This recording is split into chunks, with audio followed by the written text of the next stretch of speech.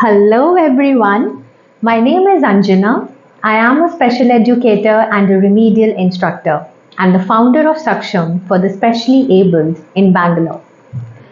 So recently, a parent came up to me and said that, ma'am, my child can do math and science well, but when it comes to English, he struggles a lot and I cannot understand why.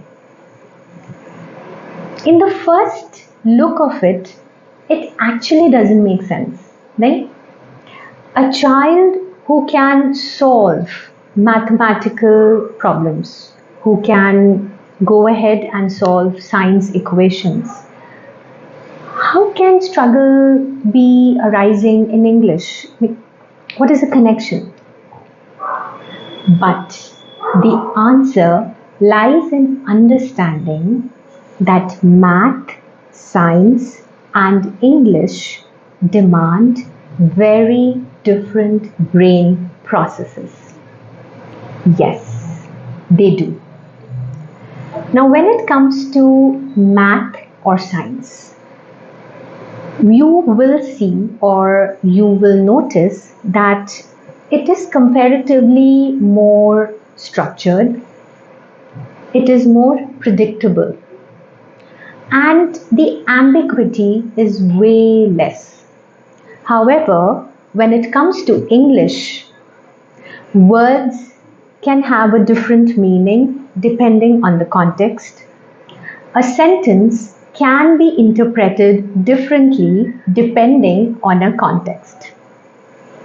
Now, when we talk about English, we have a lot of skills working together. So, when a child is reading a passage, the skills that are required are attention, vocabulary, working memory, language comprehension, grammar, inferencing. And when a child is sitting with math or science, the child needs to identify the numbers correctly, needs to identify the formulae, the science formulae correctly, needs to do the logical reasoning and the calculation. Sometimes children also have subtle language processing weaknesses. What does that mean? That means that the child might be finding transferring his attention from one particular topic within a passage to another topic as a challenge. So, for example, there are times when the question can be that you have to figure out a synonym of a given word in the passage.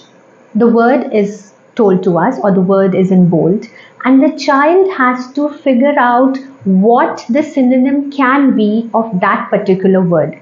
And that word the child has never come across. So, what do we do here? Stuck.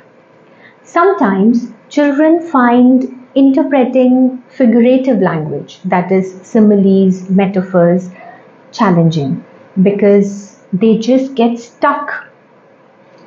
Sometimes sentences can have an entirely different meaning, and for them to be able to connect the ideas and organizing the thoughts becomes a challenge.